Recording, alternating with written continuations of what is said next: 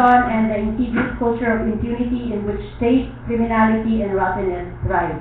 We challenge our political leaders, particularly President Benigno C. Aquino, to immediately stop the pillage of the national treasury by abolishing the PIDAF, as well as any and all forms of the pork barrel funds that are the mark of patronage politics. We likewise demand that all the alleged perpetrators of the abuse of the PIDAF and other forms of state-sanctioned grand larceny be soonest brought before the bar of justice. Scrap the presidential pork barrel, abolish the pork barrel, allocate funds to social services, increase the budget for developing Filipino arts and culture. Thank you. Magandang umaga po.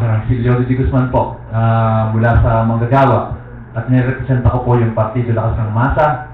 At nung isang gabi po ay nagkaroon din ng decision yung nagkaisa yung Labor Coalition, pinakamalaking Labor Coalition, na sasama sa October 4. Naniniwala kami na yung mga Manggagawa, ito yung hindi pa kinukuha, hindi pa namin natatanggap yung sweldo, kinakaltas na agad yung tax namin. Yung sahod naman, napakalayo. 466 kumpara doon sa sinasabi ng gobyerno na dapat ay 1,100 dahil sa taas ng presyo ng bilhin ngayon. Tapos ngayon, mabalitaan namin na ninanakaw lang pala yung pera. Napakaraming pera pala ng gobyerno. Samantalang sinasabi noon, nagtitiis ang masa na dahil wala ito pera ng gobyerno, pero lalabas pala, billion-billion yung kailang ninanakaw. At mahigit 1 trillion yung discretionary fund. Ibig sabihin, nasa decision lang ng mga ilang tao. Masama ito, mukhang ito'y kabaliktaran ng lahat ng sinasabi ng gobyerno sa noong nangangampanya hanggang sa kasalukuyan. Kaya kami, sa hali ng mga Manggagawa at ng masa ay kasama sa October 4 at nanawagan ako sa lahat ng mga Manggagawa lalo sa Makati na lumabas at magpagkaisa dito sa isang labang ito, isang laban na para sa lahat. Kahit pulubi kasama dito dahil pag bumili ng sardinas pagkatapos mamalimos, nagbabayad din ng VAT. Okay.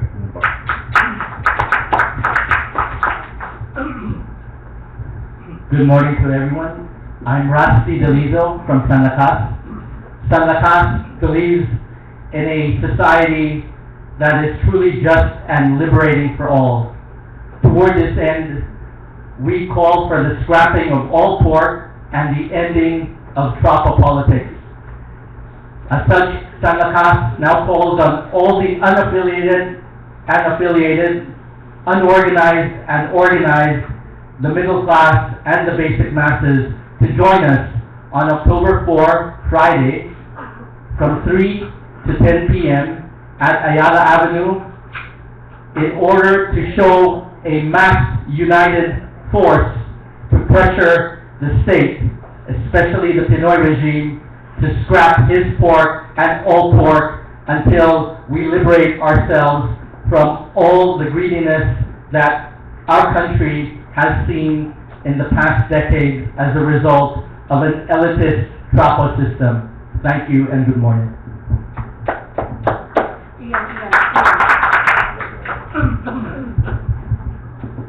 Magandang umaga, ako po si Ian Pilarse. Kasama ho sa EDSA tayo. At kasama pa rin ho sa Million People March sa October 4 sa Ayala. Ilang beses na kaming tinanong kung bakit kami naroon, pero sa aking personal na dahilan, dahil I am a father to a 5-year-old daughter who needs an immediate open heart surgery. I am also a husband to a breast cancer warrior. And many times, we ask ourselves, it really is painful to live, especially when you battle with cancer. Corruption is cancer. Masalimuot man ang paraan, masalimuot at masakit man ang epekto ng paggagamot ng cancer, at masalimuot din man itong mga pagtitipon na ito laban sa korupsyon. Pero isa lang ang magiging resulta ng lahat ng ito. Ang mabubuhay tayo ng maayos na hindi natin kailangan malimos. At hindi sana tayo nasasagawa ng ganitong pagkilos para lang ipadama sa namumuno at sa mga iba pang namumuno sa atin na hindi na kailangan gamitin ang hindi sa kanila. Lahat nga tayo, sabi nga, ay nagbabayad ng buwis. Kailangan malasap man lang sana natin yung mga buwis na ibinabayad natin kahit sa kaunting paraan. So, katulad ng ginawa namin sa EDSA tayo, ipinagdasal namin. Bagamat kaunti kami, alam namin na marami sa kanilang personal na paraan ang nakiisa sa amin na magdasal at ipaglaban. At sana matanggal na rin ang paraan ng pagnanakaw sa ating gobyerno. Sana kasama pa rin namin kayo sa Million People March sa Ayala sa October 4. June Bernardino, bilang tagapagsalita ng Health Cluster ng ABI Social Watch Philippines, alam niyo ho ba na nagpas kalahati ng populasyon ng Pilipinas na namamatay na hindi man lang nakakatanggap o nakakita na kahit anong klaseng health professional. Yun ay sa buong buhay nila, wala pinanganak hanggang namatay, walang natatanggap ng medical na servisyo. Dahil ito sa kakulangan ng mga health professionals na kinukuha ng gobyerno, dahil hindi raw nila kayang bayaran ang mas marami pang bibigay servisyo pang kalusugan. Hindi lang sa syudad, ang problema ito lalong makikita doon sa mga rural na areas. Wala raw pondo, yung pala, parami na pwedeng paggagalingan ng pera para ma-deliver yung health services na to doon sa mga nangangailangan. At least, magkaroon man lang ng midwife o nurse sa bawat barangay sa Pilipinas para yung mga pangkaraniwang sakit o concerns sa pangkalusugan mareremedyohan agad nang hindi na kailangan magkagastos o mahirapan yung mga taong nagkakasakit. Bilang tinatawanan ng Philippine Coalition ng UN Convention on the Rights of Persons with Disabilities, panawagan mo namin, ilagay sana ng pera doon sa pagbibigay ng social services para naman magbago yung kalagayan ng pamumuhay ng mga taong may kapansanan, mga batang may kapansanan, at yung mga pamilya na nakakapektuhan ng pagkakaroon ng kapansanan. Sa matagal na panahon ho, yung sektor sa mga may kapansanan, hindi napapansin, hindi napapagtuunan ng tamang serbisyo. Kaya halos hindi nagbabago ang lagay nila. Tinitingnan sila bilang pabigat. Hindi nakikita yung parapagan nila na sana mabuhay din, makapag-araw din, hindi magkasakit at ma-enjoy. Kung ano yung i-enjoy ng mga tao walang kapansanan. Dahil yun, walang social services.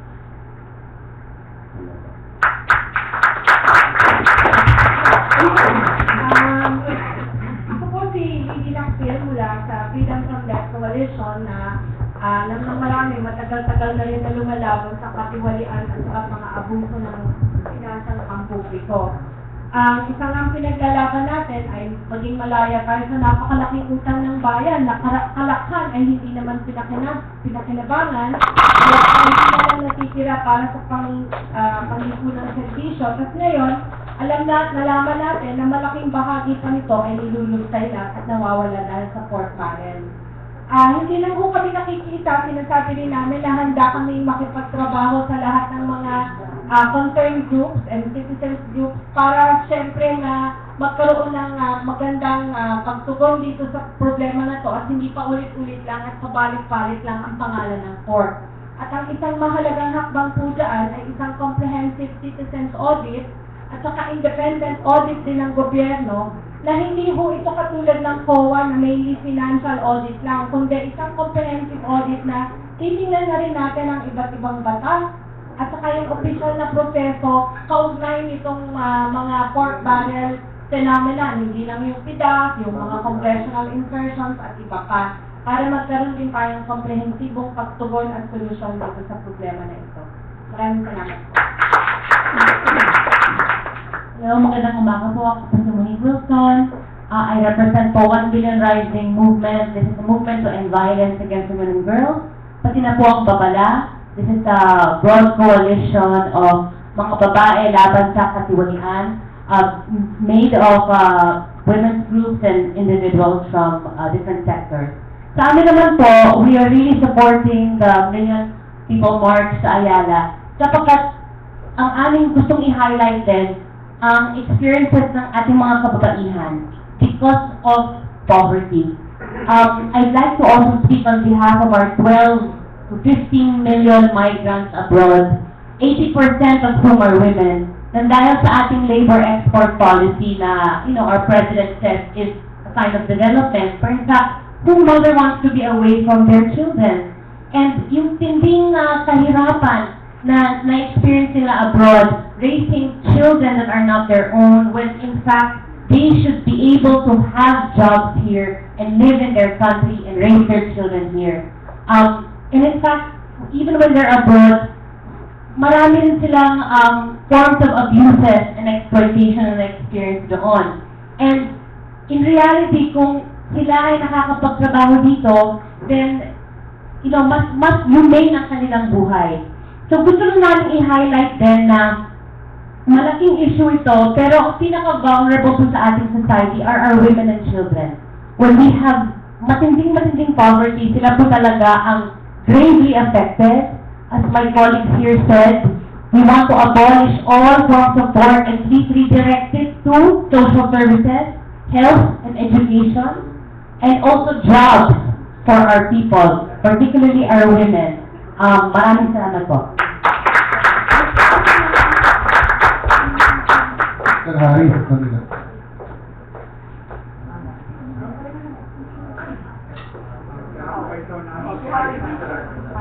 Magandang umaga po, no? Magandang mainit na pagbati po galing sa Concerned Citizens Movement. Kami po ay isang organisasyon na binubuo ng mga taong nananahimik, hindi kakilala, nagtatrabaho, namumuhunan, napilitan po na manindigan ng mga araw ni Gloria Macapagal-Arroyo dahil po sa issue ng korupsyon. Narito na naman po kami maninindigan, laban po na naman sa issue ng korupsyon sa isang administrasyon na aming pinaniwalaan nung nangako po ng isang matuwing na daan. Malinaw po na ang leksyon na natutunan natin dito sa PIDAP, hindi lang po PIDAP ang pinagsamantalahan ng ating mga namumuno, napakadami pa pong pondo na dapat sana ginugol para sa publiko ang kanilang sinurakot. Nandyan po ang Malampaya, nandyan po ang iba pang mga discretionary fund, lalong-lalo na po sa hanay ng ating ehekutibo. Dahil po rito, naninindigan na naman ng CCM at sasali po kami dito sa Million People March at Ayala. At tinatawagan po namin ang aming mga miyembro, mga taga-suporta, yung mga nananahimik na namumuhunan, na kung po pwede po, hayaan niyo po umalis ang inyong mga empleyado na maaga sa kanilang mga opisina dyan sa Ayala para po sila makasama namin manindigan sa Ayala. Kung po pwede po, pauwiin niyo po sila ng alas 4 nang sa ganun po, makasama namin sila sa Ayala. Maraming salamat po.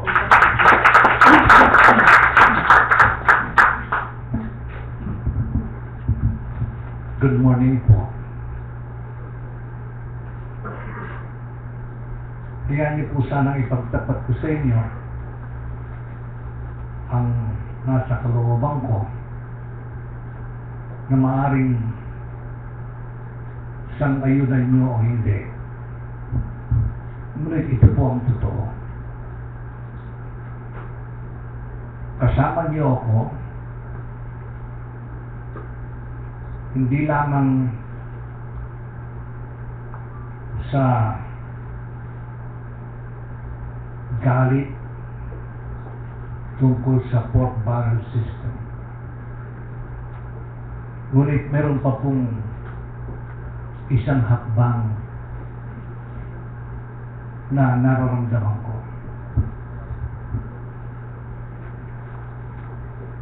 Ngayon ko lamang po ibubunyag ito at sana mali ako. Sa maikling salita, ano ba ang aking kaisipan, kalooban? Simple lang po. Kung masama po ang mga taong tumatanggap ng pork barrel, mas masama yung taong nagbibigay nito. Ulitin. Masama na ang pork barrel ay tanggapin para gastusin kung saan-saan o para ibusa. Nandun na ako. Masama si ganito, masama si ganon, okay, andun na. Pero tanong ko lamang, hindi kaya mas masama yung naglalaan ng pork barrel para sa tumatanggap nito?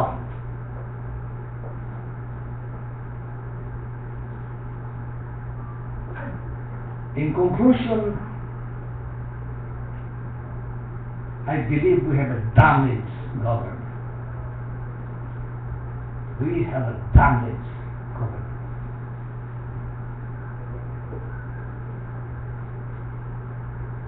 You have a legislature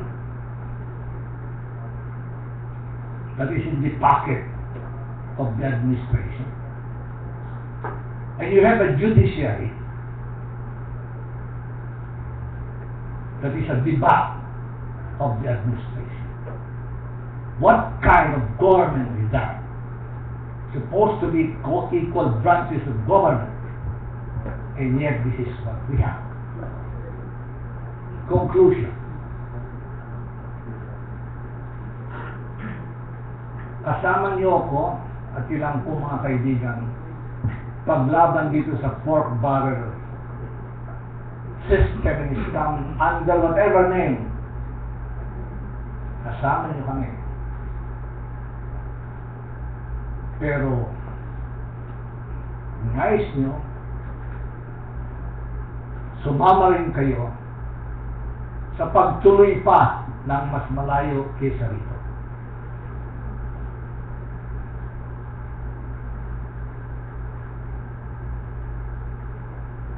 Marahil titigil na ako rito.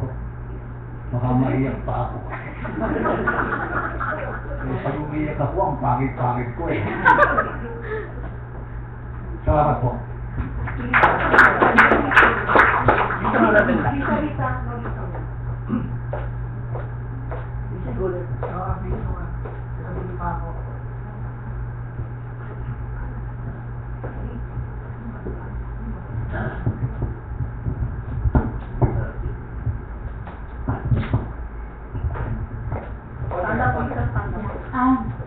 Good morning everyone. Magandang umaga sa inyo lahat.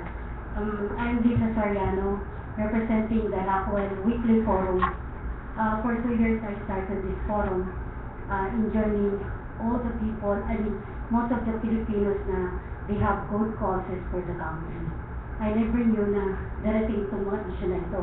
I always introduce myself as I'm a congresswoman of God with no pork barrel. I never knew na there is this Janet Napoles who has plenty of pork barrel. So, thank God. My stand is, I really believe God is very much in the affairs, the very affairs of this nation. So there is really hope in the country.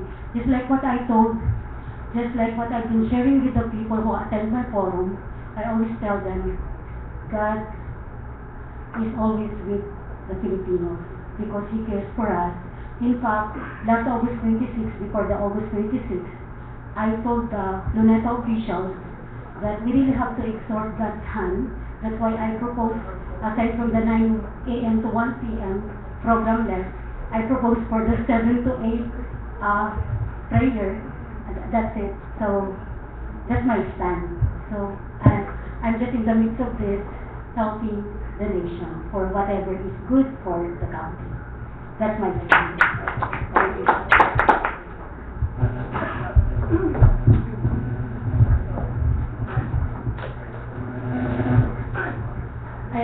Magandang umaga po para sa ating lahat. Ako po si Talea. Isa rin po akong tagapagsalita ng health doctor. Sa ngayon, marami na pong kabataang nakaharanas ng mga malnutrisyon, maagang pagbubuntis, at nagkakasakit, at hindi rin po nakapagtapos na pag-aaral. So sabi nga po, ang aming ding mga magulang ay nagbabayad po ng buwis. Inaasahan po namin na sana yung buwis na binabayad, maano rin po, mailaan to sa serbisyo para rin sa aming mga kabataan. Sabi nga, kulang yung budget na nilalaan para sa kabataan.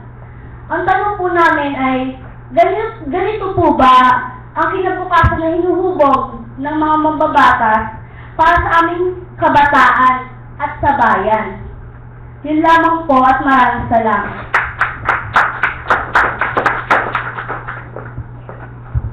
Okay, so at this point, we'd like to entertain questions from our friends from media. So if they can please go over to Franny, so we can hear you. May mic. Anybody who wants to start? Sino po gusto mo tanong?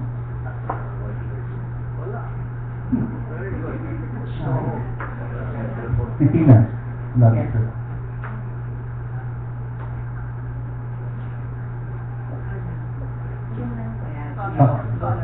Solar. Pero makita rin siya ng...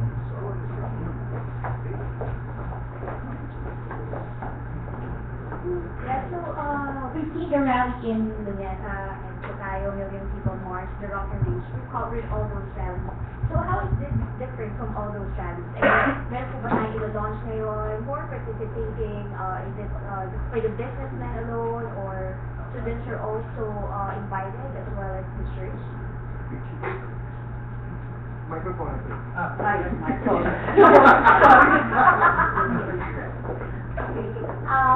Lahat ay imbitado. Okay. Lahat ay imbitado sa Million People March at Ayala.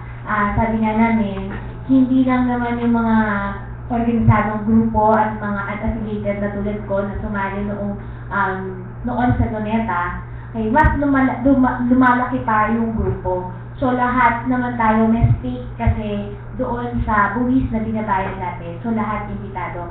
Ang kakaiba ni siguro dahil sa October 4,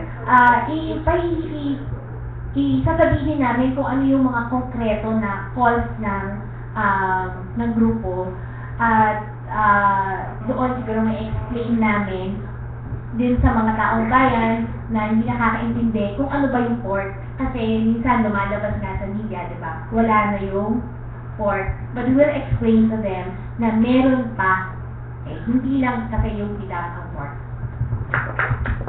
At saka siguro, no, the fact na sa Ayala kasi ito gagawin, kung saan nandoon ang heart ng business, no?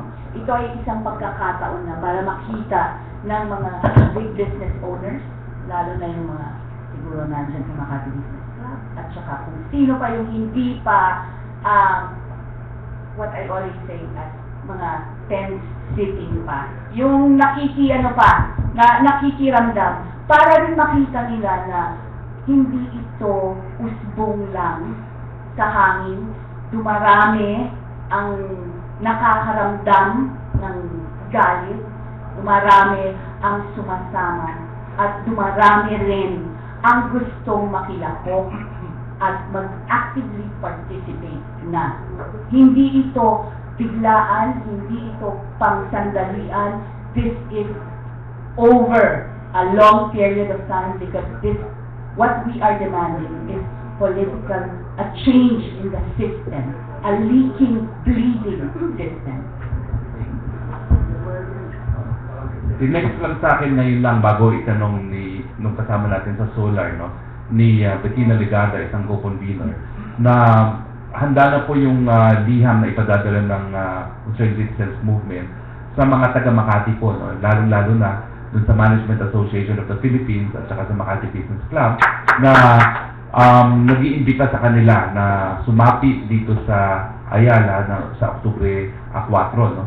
Importante po na mapalabas natin yung mga namumuhunan at yung mga nagtatrabaho sa Ayala at iparating ang mensahe na sila rin po ay biktima nitong korupsyon sa ating gobyerno dahil napakalaki naman po ang binabayad nila bilang buwis na ito po naman karamihang mga buwis na ito ay napupunta sa mga bulsa ng mga kurakot ng mga taong gobyerno.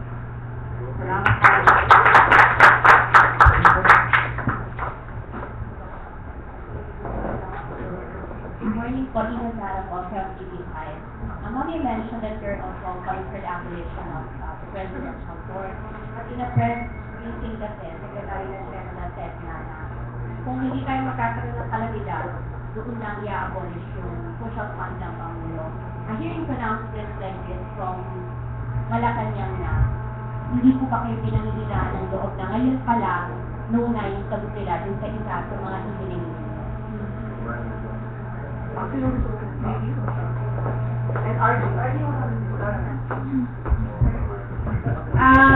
Siyempre, pag pinag-aaralan naman natin yung public finance, at totoo naman, merong kailangan naman din fund at the disposal of the President for emergencies. At hindi lang naman yung Presidential Fund for Emergencies, meron tayong DRR Fund actually, no? Fund for Disaster Relief and Rehabilitation. So there are other funds like that.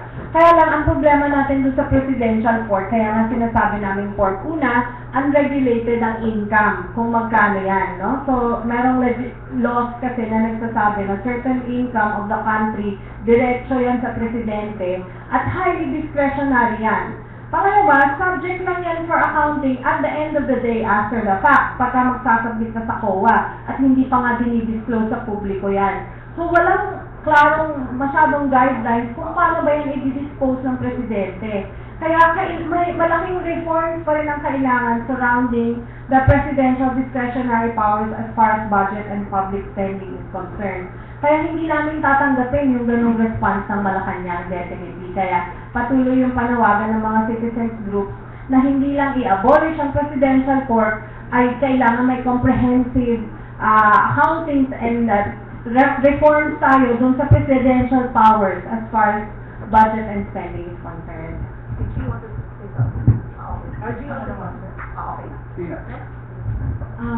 Anybody can answer. Nagkaroon na po tayo ng iba't ibang pagkilos in the past. Pagtitipo ng maraming tao, 1,000 barrel. Pero kayo na rin po mismo nagsasabi, hindi pa rin siya tinatanggal, hindi pa lang yung pangalan. Sa tingin niyo po ba this time may makikinig na? Alam mo, habang proseso yan talaga. Sa totoo lang, alam natin ito, mula pa dati, kung mula nung panahon pa ni Marcos, meron na nito. Diyos ko, ilang dekada na, no? Pero, nakakalimot palagi ang Pilipino. And that is what this government and our congressmen and our senators are banking on, that we will forget. The same way we have forgotten the Marcos dictatorship. The same way we have forgotten when Corona or Gloria Macapagal or Era was ousted, diba? But this time, ramdam na sa tiyan, gut ng bawat tao, mula sa mga small business owners, mula sa mga empleyado, mula sa mga walang trabaho na nagbabayad pa rin ng buwis, ramdam eh, kasi nakita na yung katiwalian naman.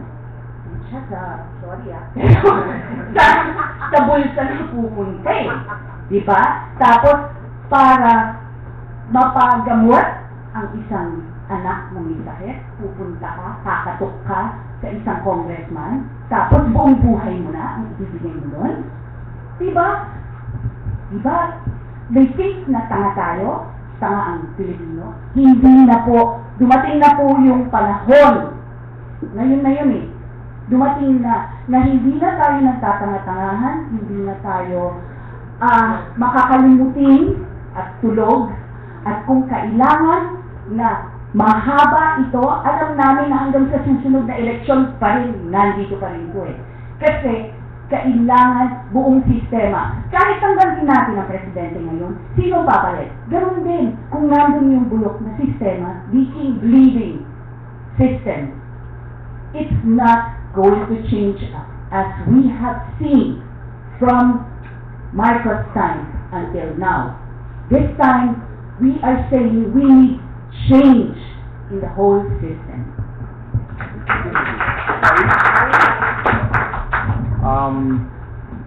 Unang-una po, hindi naman natin inaasahan lamang ang mga politikong magbabago ng sistema. Ang taong bayan po magbabago niya. Pero in addition po, meron din pong mga kaso na nakabindi na sa hukuman para matigil na itong sistema ng korupsyon na ito. 2002 pa po, ang CCM nagsampa na po ng kaso tungkol po sa Malampaya na nagsasabi na yung PD 910 ay dapat madeklarang unconstitutional dahil habang meron pong diskresyon ng presidente kung paano gastusin ang Malampaya Fund, magkakaroon po ng korupsyon. Yan po ay napatunayan na natin at itong linggo na ito magsasampa na ang ombudsman ng kaso dahil sa paglustay ng 23.6 billion ng Malampaya Fund. At bukod pa po sa October 8, magkakaroon po ng oral argument yung kaso ng mga ordinaryong mamamayan para buwagin na po ang PIDAP.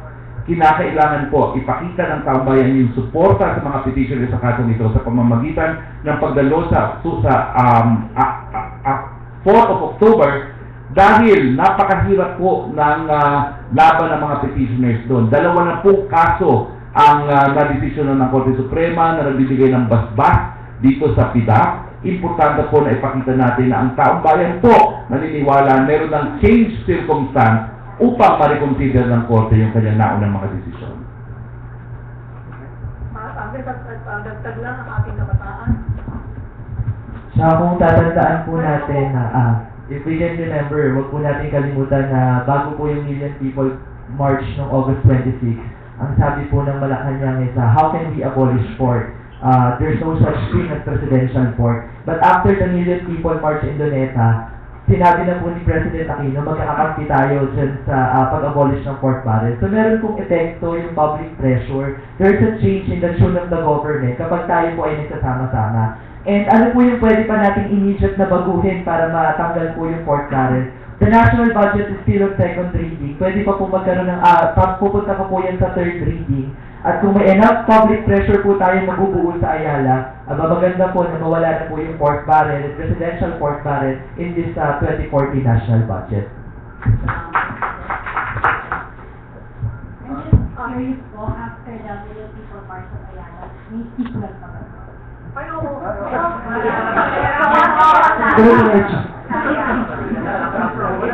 Isa saga.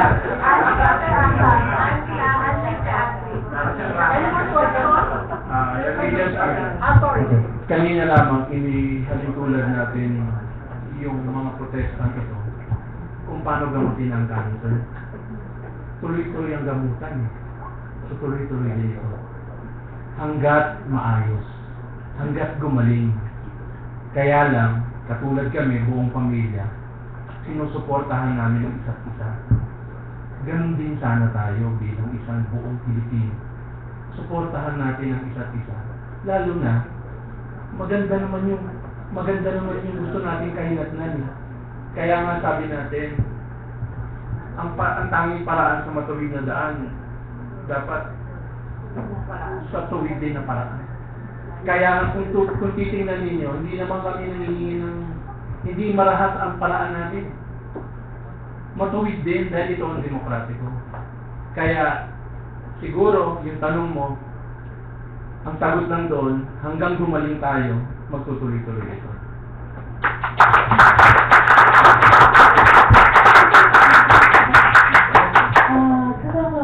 Meron kayo expectation kung ilan yung punta number? Hand up talaga ang ano, no?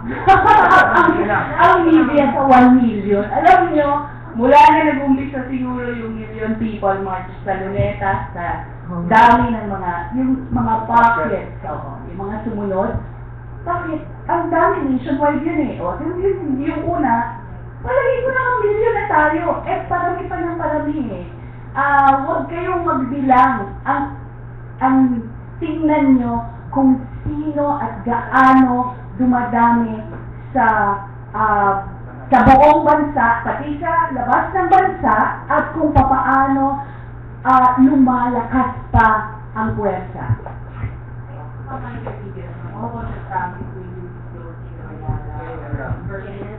Oo, kaya kami may permit sa Okay, last Thursday, the leaders of this organization, Scrap Pork Network, submitted a letter requesting for a permit to rally at the office of City Mayor Junjun Pinay, and we will be following it up with his office this afternoon. In fact, some of our leaders will be coordinating with his office for the technical details, such as traffic rerouting, including the area needed for the sound system, stage platform area, the garbage disposal arrangement after the rally, and definitely we'll be cleaning up our mess afterwards so as to leave the area clean afterward.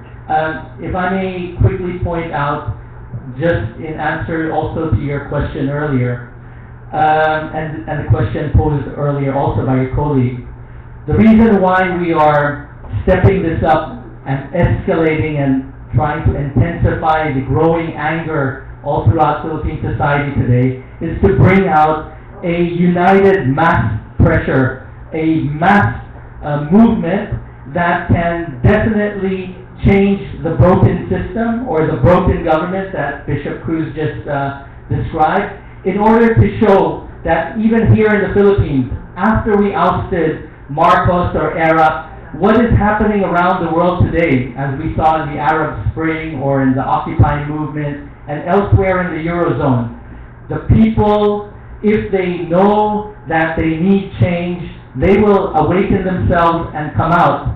However, it will not just happen overnight. This is a process. It may take time, but first of all, we need to unite. And I think since August 26th, when we had so-called a leaderless group or leaderless peoples, right now we are saying that we are now with leaders, we are organized together with the unorganized. As I said, the unaffiliated are joining the affiliated. The poor are joining the middle class and the rich.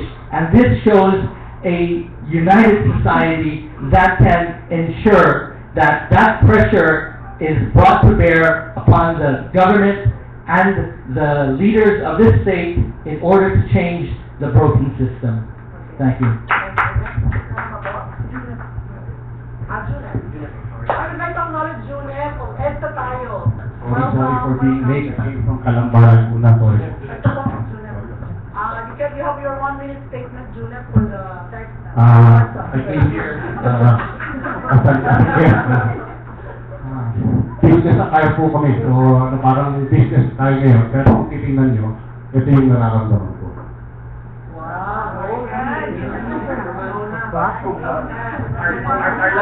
May burler, kasi burler. Puro nararamdaman. Ano yan? Hindi ko alam kung yan din yung nararamdaman nyo. Ito po, meron po tayo. Pakishare na lang po.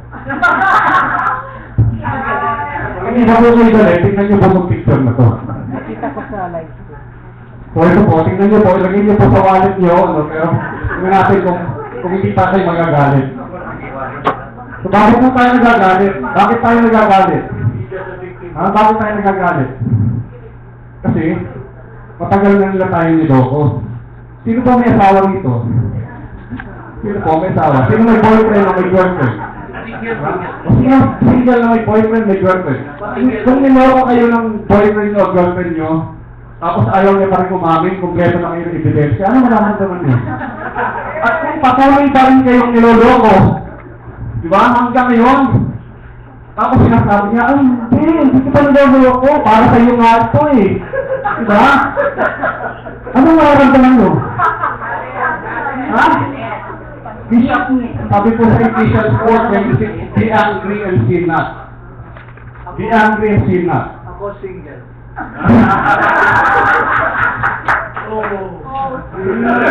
Yun na po, galit na ako, sana galit na tayo.